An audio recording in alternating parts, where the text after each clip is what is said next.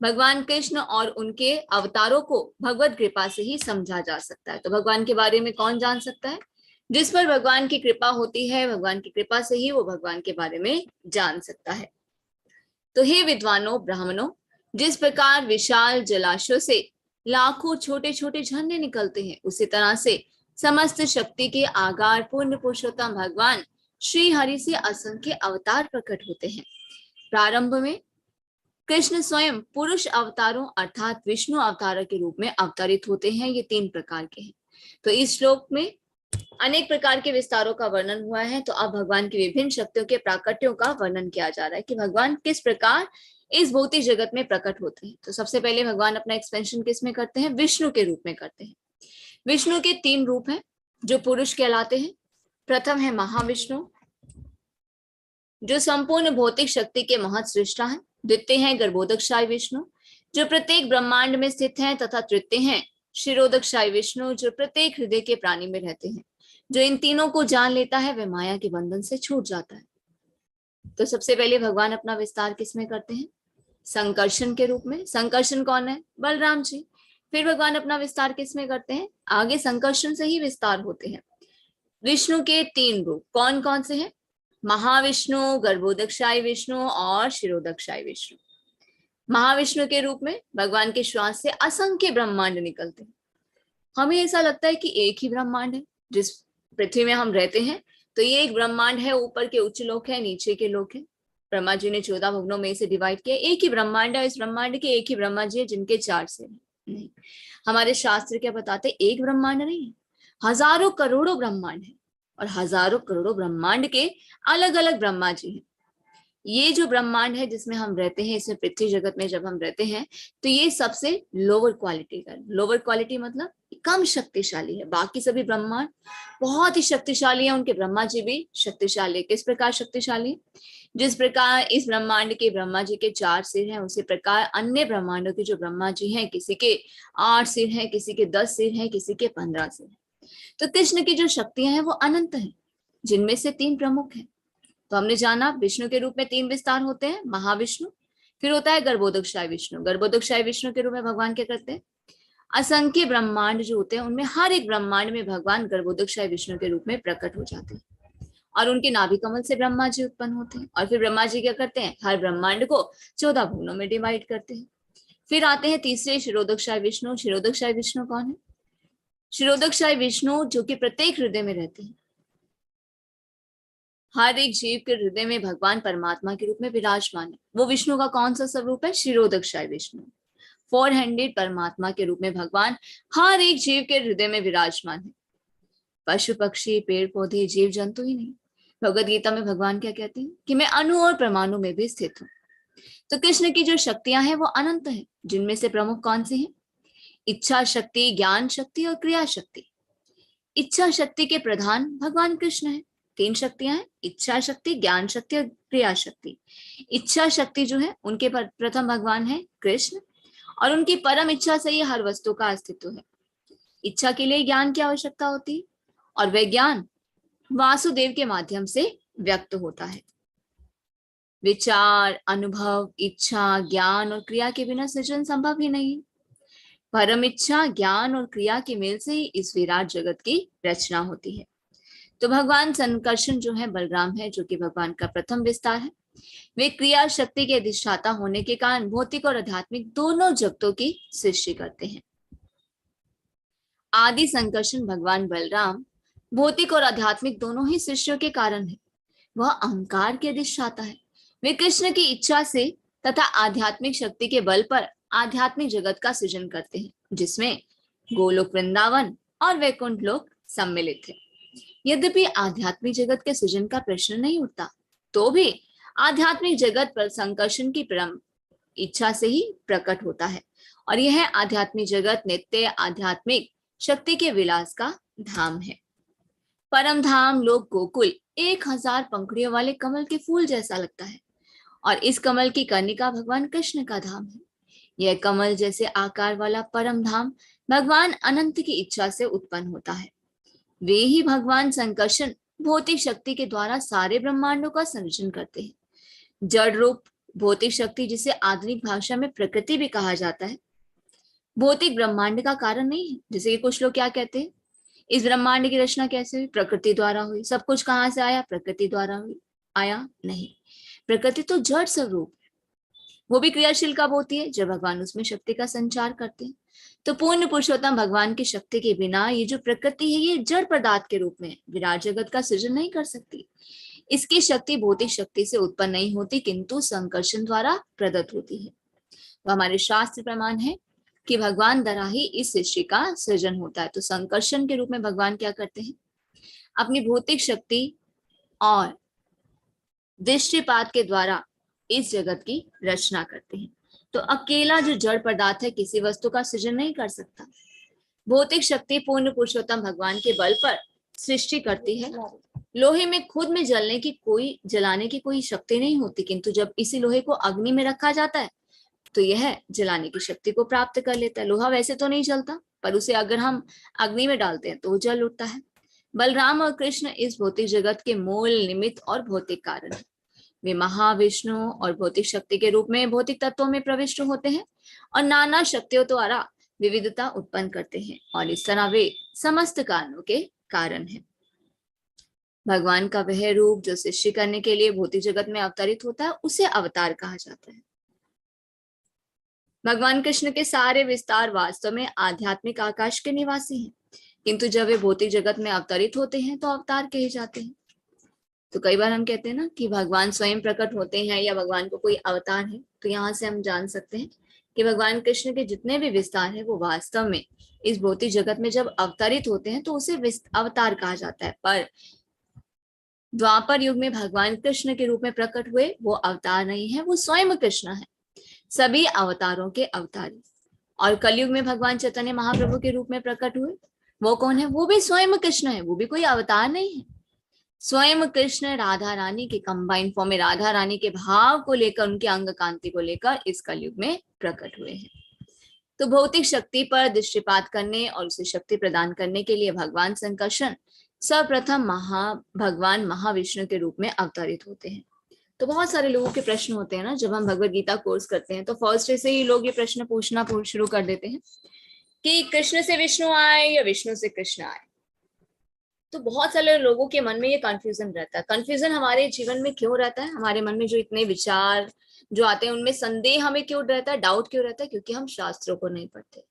अगर हम अपने सभी संदेहों को दूर करना चाहते हैं तो हमें शास्त्र चक्षुषा, शास्त्र के द्वारा ही हमें उन्हें जानने का प्रयास करना चाहिए।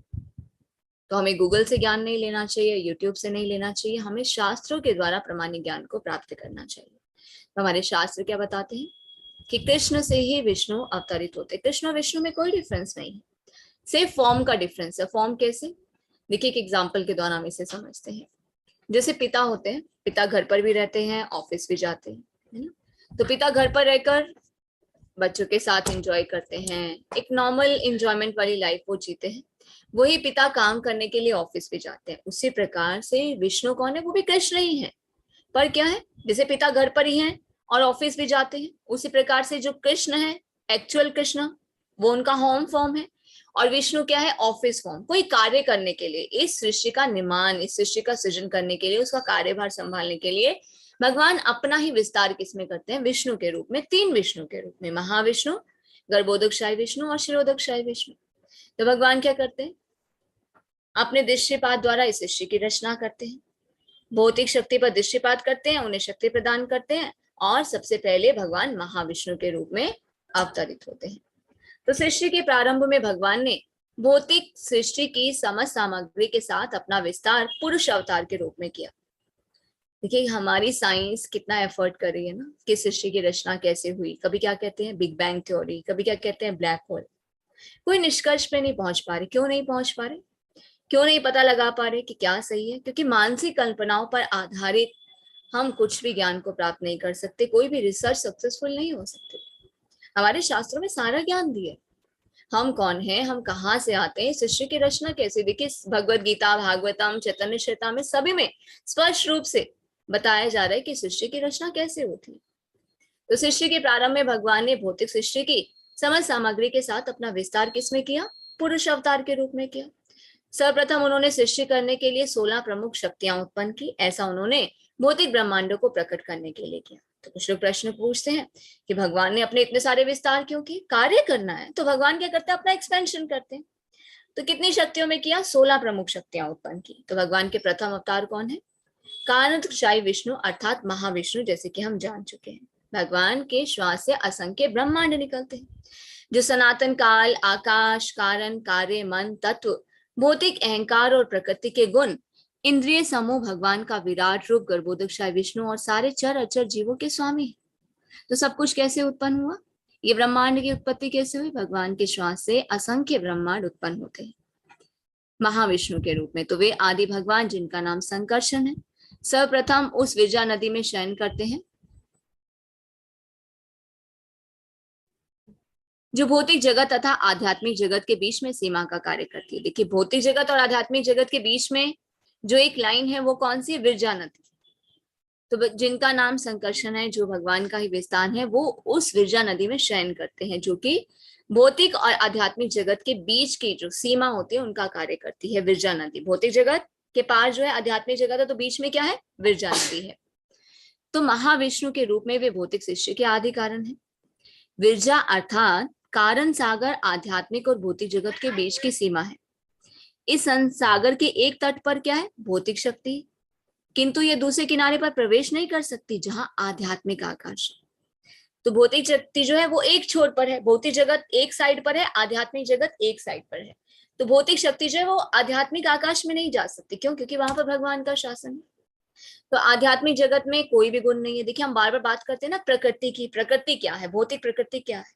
भगवत गीता में आप सभी जान चुके हैं भौतिक प्रकृति का क्या अर्थ होता है। प्रकृति के 3 गुण। प्रकृति के 3 गुण कौन से होते हैं? सतोगुण, रजोगुण और तमोगुण। पर आध्यात्मिक जगत में प्रकृति का कोई कार्य नहीं है। क्यों? क्योंकि प्रकृति के 3 गुण इस भौतिक जगत में ही पाए जाते हैं। हम इन 3 गुणों के नियंत्रण में हैं। कौन से 3 गुण? सतोगुण, रजोगुण और तमोगुण। और ये 3 गुण जिन्हें भौतिक प्रकृति कहा जाता है, माया कहा जाता है, वो किसके नियंत्रण में है? भगवान के नियंत्रण में। तो जहां भगवान है, भगवान का धाम है, आध्यात्मिक जगत है, वहां पर प्रकृति के 3 गुण नहीं है। ना तो रजोगुण है, ना ही तमोगुण है, ना ही इन दोनों का मिश्रण है, ना ही वहां पे मिश्रित सत्व है, ना काल है, ना स्वयं माया का प्रभाव है। क्यों? क्योंकि वहां पर तो सिर्फ भगवान का ही प्रभाव है। तो यहाँ केवल भगवान के शुद्ध भक्त भगवान के संगी बनकर रहते हैं, जिनकी पूजा देवता तथा असुर दोनों करते हैं। तो ये श्लोक श्रीमद् भागवतम के 2nd कैंटो से लिया गया है, जिसे श्रील सुखदेव गोस्वामी ने कहा है। वे महाराज परीक्षित के इस प्रश्न का उत्तर देते हुए कहते हैं कि जीव किस तरह से इस भौतिक जगत में आता है। हमारे मन में प्रश्न आता है ना कि कैसे हम इस भौतिक जगत में आ जाते हैं। अगर हम गोलोक वृंदावन में भगवान के साथ रहते थे तो हम यहाँ पर कैसे आ गए? तो सुखदेव गोस्वामी ने श्रीमद् भागवतम का सार जो है 4 श्लोकों में कह सुनाया, जिसे ब्रह्मा को 1000 दैवी वर्षों तक कठोर तपस्या के बाद बतलाया गया था। तो उस समय ब्रह्मा को आध्यात्मिक जगत और उसके दिव्य प्रकृति का दर्शन कराया गया था। तो ये स्टोरी क्या है कि ब्रह्मा जी को ये ज्ञान कैसे प्राप्त हुआ? देखिए, ब्रह्मा जी कहाँ से उत्पन्न होते हैं? भगवान के नाभि कमल से उत्पन्न होते हैं, गर्भोदकशाही विष्णु के नाभि कमल से। ब्रह्मा जी जब उत्पन्न हुए तो उनके मन में बड़ा ये प्रश्न उठा, अरे मैं कहाँ से आया हूँ? मेरे माता पिता कौन है? मेरा जन्म कैसे हुआ? वो तो कमल के ऊपर बैठे हुए थे। तो विचार करते हैं, पूरे ब्रह्मांड में वो घूमते हैं, कुछ भी पता नहीं चलता। फिर वो क्या सोचते हैं कि कमल जो है मैं इस पर उत्पन्न हुआ हूँ, इसका मतलब इसी के अंदर जाके मुझे कुछ पता चलेगा। तो वो नाल के छोर तक जाते हैं, तब भी उन्हें पता नहीं चलता। तो 1000 दैवी वर्ष, हमारे 1000 वर्ष नहीं, वो ब्रह्मा जी के अलग वर्ष है। 1000 दैवी वर्षों तक वो कठोर तपस्या करते हैं। फिर भगवान उन्हें ये दिव्य ज्ञान प्रदान करते हैं। कौन सा ज्ञान? जिसे ब्रह्म संहिता में ब्रह्मा जी बताते हैं। ब्रह्म संहिता क्या है? ब्रह्मा जी को जब भगवान का दर्शन हुआ, उन्होंने कठोर तपस्या की, तो जो भी उन्हें ज्ञान प्राप्त हुआ उन्होंने उसे एक गीत के रूप में बताया, जिसे क्या कहते हैं? प्रेयर्स। ब्रह्म संहिता, ब्रह्मा जी का रियलाइजेशन जो उन्होंने प्रार्थना के रूप में गाया, जिसे ब्रह्म संहिता कहा जाता है। तो ब्रह्मा जी बताते हैं कि किस प्रकार आध्यात्मिक जगत और उसकी दिव्य प्रकृति का उन्हें दर्शन हुआ। तो यहाँ बताया जा रहा है कि माया जो है उसके 2 कार्य हैं। इसमें से एक माया कहलाता है, दूसरा प्रधान। माया सूचक है निमित्त कारण की, और प्रधान जो है उन सामग्री का सूचक है जिससे विराट जगत की सृष्टि होती है।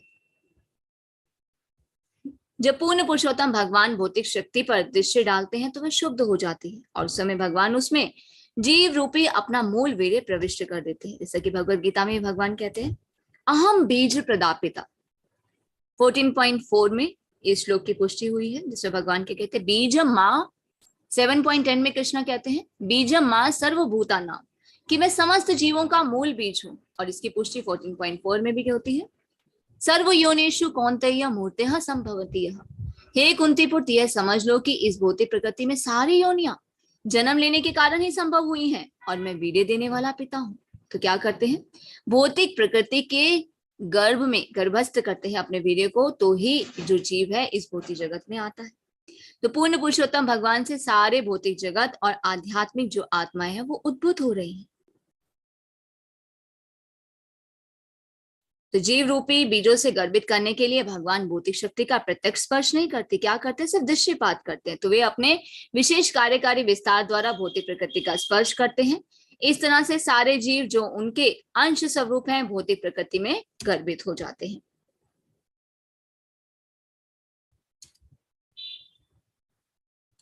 पूर्ण पुरुषोत्तम भगवान ने अनंत काल में 3 गुणों वाली भौतिक प्रकृति को उत्तेजित करके उनके गर्भ में असंख्य जीवों के रूप में अपना वीर्य स्थापित किया, और इस तरह से भौतिक प्रकृति ने संपूर्ण भौतिक शक्ति को जन्म दिया, जो हिरण्मय महातत्व के नाम से जानी जाती है, जिसका अर्थ है विश्व सृष्टि का मूल प्रतीकात्मक प्रतिनिधित्व।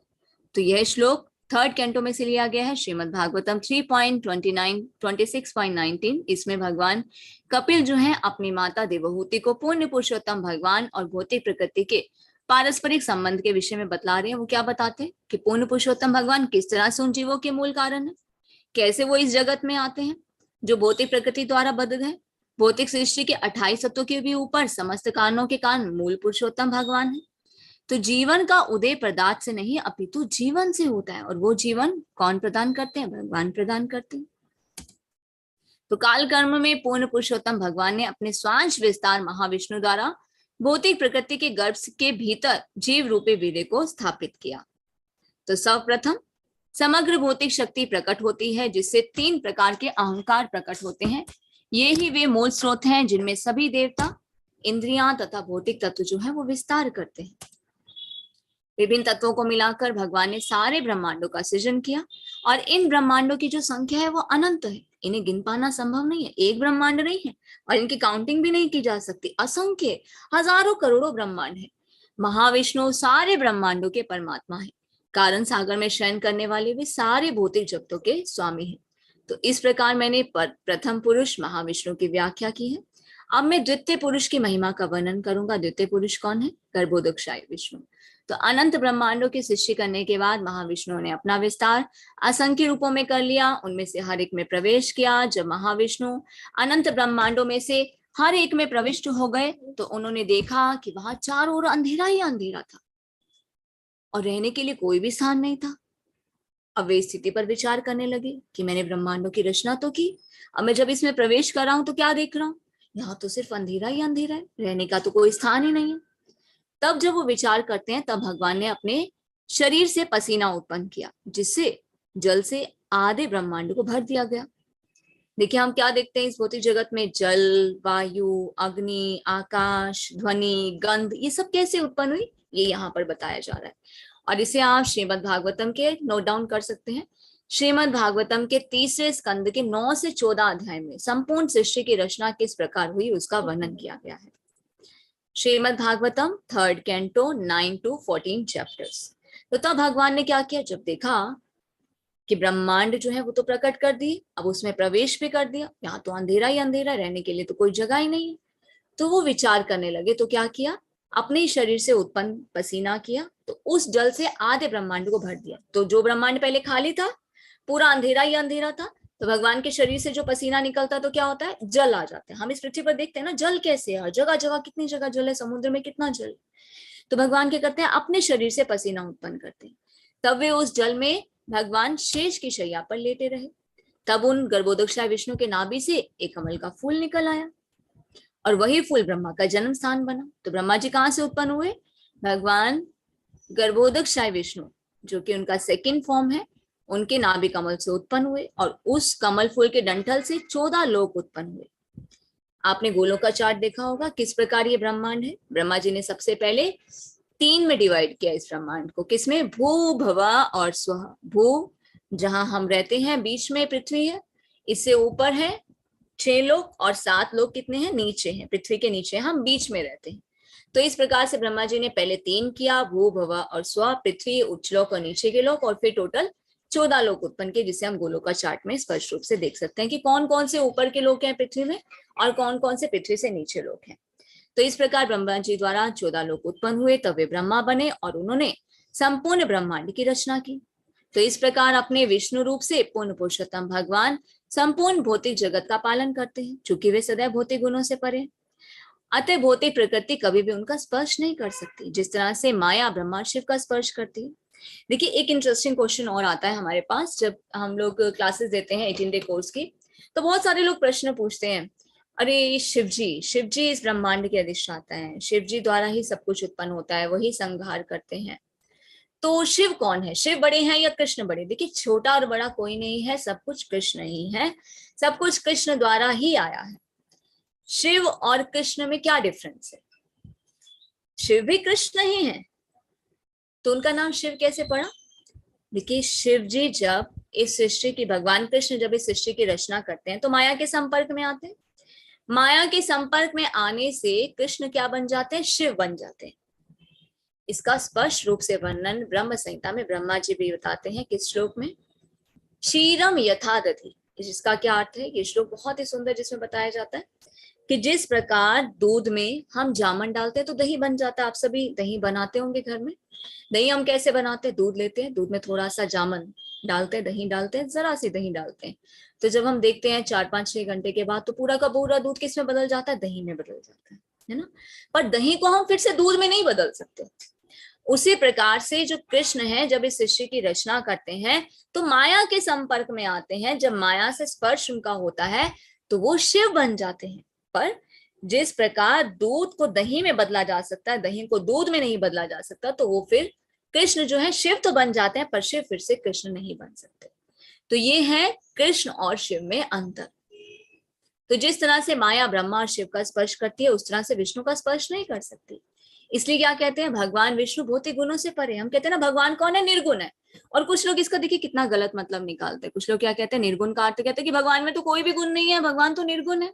नहीं, निर्गुण का अर्थ क्या होता है, हमारे शास्त्र बताते हैं, भगवद गीता में बताया जाता है स्पष्ट रूप से, निर्गुण का अर्थ होता है जिन पर 3 गुणों का कोई भी प्रभाव नहीं पड़ता। क्यों नहीं पड़ता भगवान पर 3 गुणों का प्रभाव, क्योंकि ये 3 गुण भी भगवान द्वारा उत्पन्न होते हैं। ये 3 गुण कौन है, भौतिक प्रकृति, माया। माया क्या भगवान की ही शक्ति है, भगवान द्वारा ही उत्पन्न हुई है, इसलिए भगवान पर कोई भी प्रभाव नहीं पड़ता।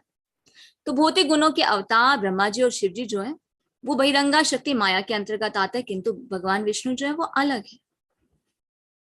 चूंकि भगवान विष्णु भौतिक गुणों के अधिकार क्षेत्र के भीतर नहीं आते, इसलिए वे उन जीवों से सदैव श्रेष्ठ हैं जो भौतिक शक्ति द्वारा नियंत्रित होते हैं। परम भगवान और जीवों के बीच के अंतर में यह एक है, ब्रह्मा जी अत्यंत शक्तिमान जीव हैं और शिव जी जो है उनसे भी बढ़कर शक्तिशाली है, इसलिए शिव जी को जीव नहीं मानना चाहिए, किंतु साथ ही साथ उन्हें विष्णु के समान पद पर नहीं मानना चाहिए। तो शिव क्या है, शिव तो एक यूनिक तत्व है। और शिव जी को तो क्या कहा जाता है, वैश्वा नाम यथा शंभु, भगवान के भक्तों में सबसे अधिक प्रिय। श्रीमद् भागवतम के 4थे स्कंद में 24वें अध्याय में शिव गीता, जिसमें शिव जी के श्रीमुख से हम जान पाते हैं, शिव जी बताते हैं कि वो कौन है, वो किस प्रकार भगवान के चरण कमलों में अपने मन को लगाकर रखते हैं, उनकी क्या स्थिति है, और बताते हैं कि किस प्रकार जो भगवान विष्णु की भक्ति करते हैं भगवान शिव उनसे कितना प्रसन्न होते हैं, क्योंकि भगवान शिव कौन है, वैश्व नाम यथा शंभु। तो इसका अर्थ ये नहीं है कि हम देवी देवताओं का अपमान करें, उन्हें छोटा समझे, नहीं, वो सभी भगवान के कौन है, विस्तार हैं, अंशावतार हैं, पूर्णांशावतार हैं, या शक्तियां हैं भगवान की, जो कि भगवान की दिशा निर्देशन में कार्य करते हैं। तो अगर हम भगवान के शरण को प्राप्त करना चाहते हैं तो भगवान के शुद्ध भक्तों की कृपा से ही हम भगवान को प्राप्त कर सकते हैं। इसलिए कभी भी देवी देवताओं को देखकर उनका अनादर नहीं करना चाहिए कि अब हम भक्ति जीवन में आए हैं, शास्त्र पढ़ रहे हैं, तो हम ये जान रहे हैं कि कृष्ण ही सर्वश्रेष्ठ है तो हम बाकी का मान करें। नहीं, हमें भगवान के शुद्ध भक्तों का भी सम्मान करना चाहिए, उन्हें देखते ही नमस्कार करना चाहिए, पर उनसे भौतिक वस्तु की कामना नहीं करनी चाहिए। भगवान ने देवी देवताओं को क्यों नियुक्त किया, ताकि हमारी इच्छाओं की पूर्ति कर सके। पर उनसे हमें भौतिक इच्छाओं की पूर्ति के लिए उनके पास नहीं जाना चाहिए। उनसे क्या मांगना चाहिए? देखिए, जो हम उनसे मांगते हैं वो हमें दे तो देते हैं, पर हमें क्या मांगना चाहिए कि आप हमें भगवान की शुद्ध भक्ति में लगाएं। भगवान की अगर भक्ति हम मांगेंगे ना, तो और प्रसन्न होकर वो हमें प्रदान करेंगे। तो वे अपने रुद्र शिव रूप में इस भौतिक जगत का संहार करते हैं। दूसरे शब्दों में, उनकी इच्छा से ही संपूर्ण जगत का सृजन, पालन और संहार होता है। तो शिव जी क्या करते हैं? इस जगत का सृजन भी करते हैं, पालन भी करते हैं, संहार भी करते हैं। किस रूप में? सदाशिव के रूप में, रुद्र के रूप में और शिव के रूप में। तो देखिए, बताया जाता है हमारे शास्त्र में, भगवान तो जीवात्माओं को गर्भस्थ कर देते हैं, पर उनको इस भौतिक जगत में कौन लेकर आता है? शिव जी के द्वारा, लिंग रूप में, है ना, शिवलिंग के रूप में, लिंग के रूप में जीवात्माएं शिव जी के एजेंसी द्वारा इस भौतिक जगत में लाई जाती हैं। और ब्रह्मा जी की एजेंसी का क्या काम है कि इस जीवात्मा का क्या इच्छा है, क्या उसके स्वामित्व की भावना है, क्या उसके कर्म फल है, उसे कौन से लोक में, कौन से योनि में, उसे कौन से ब्रह्मांड में भेजना है, ये कार्य ब्रह्मा जी का होता है। तो ब्रह्मा, विष्णु और शिव, ये तीनों भगवान के कौन है? गुना अवतार है, भौतिक गुणों के अवतार हैं। वो क्या करते हैं? सृष्टि, पालन और संहार करते हैं। इन तीनों पुरुषों के अधिकार में है। तो भगवान विष्णु क्या करते हैं? सृष्टि करते हैं। ब्रह्मा जी क्या करते हैं? पालन करते हैं। शिव जी क्या करते हैं? संहार करते हैं। तो गर्भोदकशाही विष्णु, जो इस ब्रह्मांड में हिरण्यगर्भ और अंतर्यामी अर्थात परमात्मा के नाम से जाने जाते हैं, उनकी महिमा का गायन वेदों में सहस्त्र शीर्षा शब्द से प्रारंभ होने वाले स्रोत से किया जाता है। द्वितीय पुरुष गर्भोदकशाही विष्णु प्रत्येक ब्रह्मांड के स्वामी हैं। हमने क्या जाना? प्रथम पुरुष कौन है? महाविष्णु। उनके श्वास से क्या निकलते हैं? असंख्य ब्रह्मांड। फिर हमने जाना द्वितीय पुरुष के बारे में। द्वितीय पुरुष कौन है? गर्भोदकशाही विष्णु। तो महाविष्णु हर एक ब्रह्मांड की रचना करते हैं, असंख्य ब्रह्मांडों की रचना करते हैं। गर्भोदकशाही विष्णु हर एक ब्रह्मांड में प्रवेश करते हैं और उनके नाभि कमल से ब्रह्मा जी उत्पन्न होते हैं। और बहिरंगा शक्ति के आश्रय में है कौन? गर्भोदकशाही विष्णु, क्योंकि वो प्रत्येक ब्रह्मांड के स्वामी, इसलिए माया के स्पर्श से परे रहते हैं। विष्णु के तृतीय अंश कौन से? क्षीरोदकशाही विष्णु। तो तीन विष्णु कौन से हुए? महाविष्णु, गर्भोदकशाही विष्णु और क्षीरोदकशाही विष्णु। क्षीरोदकशाही विष्णु सत्वगुण के अवतार हैं। इनकी गणना दो प्रकार के अवतारों, पुरुष अवतार और गुणावतार में भी की जाती है। तो ये क्षीरोदकशाही विष्णु भगवान के विराट रूप हैं और प्रत्येक जीव के भीतर के परमात्मा है। वे क्षीरोदकशाही कहलाते हैं क्योंकि वे क्षीर सागर में शयन करते हैं। वे ब्रह्मांड के पालक और स्वामी हैं। हे सनातन, मैं विष्णु के 3 पुरुष अवतारों का स्पष्ट वर्णन कर चुका हूं। अब मुझसे लीला अवतारों के बारे में सुनो। तो आज हमने जाना पुरुष अवतार कौन कौन से हैं? 3, महाविष्णु, गर्भोदकशाही विष्णु, क्षीरोदकशाही विष्णु। अब हम जानेंगे लीला अवतार के बारे में, मुख्य मुख्य अवतारों के बारे में। भगवान कृष्ण के असंख्य लीला अवतारों की गणना कोई भी नहीं कर सकता, किंतु मैं मुख्य मुख्य अवतारों का वर्णन करूंगा। कुछ लीला अवतार इस प्रकार है: मत्स्य अवतार, कूर्मा अवतार, भगवान रामचंद्र, भगवान नरसिंह देव, भगवान वामन, भगवान वराह, और इनका कोई अंत नहीं है। हे ब्रह्मांड के स्वामी, हे यदुकुल श्रेष्ठ, हम आपसे ब्रह्मांड के भारी भार को कम करने के लिए प्रार्थना कर रहे हैं। आपने पूर्व काल में मत्स्य, भगवान ने कौन से रूप? मत्स्य की लीला आप जानते हैं, क्यों लिया था मत्स्य रूप अवतार? फिर हयग्रीवा, कश्यप, सिंह, नरसिंह अवतार भगवान ने ग्रहण किया। शुक्र अवतार हंस के रूप में भी अवतरित होकर इस भार को कम किया है। तो आप भगवान रामचंद्र, परशुराम और वामन के रूप में भी अवतरित होते हैं। आपने सदैव इस तरह से हम देवताओं और ब्रह्मांड की रक्षा की है। कृपा अब भी वैसे ही करते रहे। तो ये श्लोक किसमें दिया गया है? श्रीमद् भागवतम में दिया गया है। मैंने लीला अवतारों के कुछ उदाहरण प्रस्तुत किए हैं। अब मैं गुना अवतारों का वर्णन करूंगा, कृपया सुने। देखिए, गुना अवतार हम नेक्स्ट टाइम क्लास में करेंगे, कल हम लोग करेंगे, क्योंकि इसके बाद नेक्स्ट क्लास भी है। हरे कृष्णा एवरीवन, दंडवत प्रणाम आप सभी को। Thank you so much for joining. Hare Krishna, दंडवत प्रणाम। तो चैतन्य चरितामृत की क्लास डेली वीक में 5 दिन होती है, मंडे से लेकर फ्राइडे शाम को 7 बजे। तो आज जो हमने किया उसमें हमने जाना पुरुषावतार के बारे में, लीला अवतार के बारे में। कल के जो चैप्टर होगा, कल की क्लास में हम जानेंगे गुणावतार के बारे में। Thank you so much for joining. Hare Krishna, दंडवत प्रणाम आप सभी को। किसी का कोई प्रश्न है तो जल्दी से पूछ सकते हैं, उसके बाद हम क्लास को एंड करेंगे और हम कल मिलेंगे 7 PM। हरे कृष्णा रेखा माता जी। हरे कृष्ण माता जी, दंडवत प्रणाम। दंडवत प्रणाम माता जी।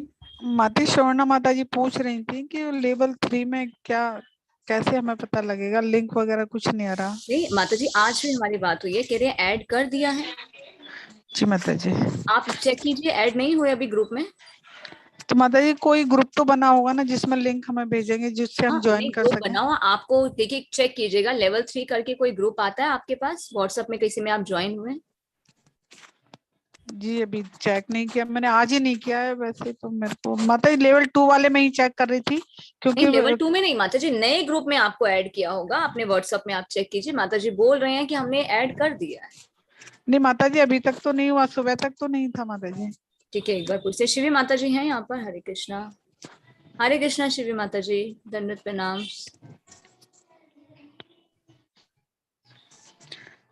हरे कृष्ण माता जी, श्री माता जी कह रही है चैट बॉक्स में कि अभी नहीं हुए। ठीक है, मैं आपको जानवी माता जी का नंबर देती हूँ, आप लोग उनसे फिर बात कर लीजिएगा माता जी, ठीक है ना? जी माता जी। हरे कृष्ण। हरे कृष्णा शिवी माता जी, सुवर्णा माता जी, आप सभी को ना जानवी माता जी का, जिनके भी सर्टिफिकेट हमारे पास आए हैं लेवल 2 के, उनको हम जानवी माता जी का नंबर दे देंगे, तो वो आपको ऐड। माता जी ग्रुप में डाल दीजिएगा, माता जी नहीं, ग्रुप ग्रुप में वाले नहीं में। डालेंगे माता जी, क्योंकि फिर सब लोग के पास वो नंबर पहुंच जाएगा तो माता जी बहुत डिस्टर्ब हो जाएंगे। जी माता पर्सनली जी। जिनका हमारे पास लेवल 2 का सर्टिफिकेट आया, उनको हम नंबर दे देंगे, तो आप उनसे कांटेक्ट कर सकते हैं। जी माता जी। हरे कृष्ण। हरे कृष्णा, दंडवत प्रणाम आप सभी को। धन्यवाद। Thank you so much for joining. Hare Krishna everyone. कांचा कल्पतरुभ्यश्च कृपा सिंधुभ्यश्च पतितानां पावनेभ्यो वैष्णवेभ्यो नमो नमः। Always remember Krishna, never forget Krishna, chant Hare Krishna and be happy. Hare Krishna, Krishna Krishna, Hare Hare, Hare Rama, Rama Rama, Hare Hare. Hare Krishna everyone, आप सभी का बहुत बहुत धन्यवाद। हरे कृष्णा, धन्यवाद, प्रणाम आप सभी को। श्रील प्रभुपाद की जय, कृष्णदास कविराज गोस्वामी की जय, चैतन्य चरितामृत की जय, चैतन्य महाप्रभु की जय, और आप सभी सुंदर भक्तों की जय। हरे कृष्णा एवरीवन। हरे कृष्ण माता जी। हरे कृष्ण हरे कृष्णा माता माता जी। माता जी, दंडवत प्रणाम माता जी। हरे कृष्ण माता जी। हरे कृष्णा माता हरे जी, बहुत कृष्ण। बहुत धन्यवाद। राम राम राम, हरे हरे। हरे कृष्ण माता जी। हरे कृष्ण माता जी, दंडवत प्रणाम। हरे कृष्ण माता जी, दंडवत प्रणाम। थैंक यू माता जी।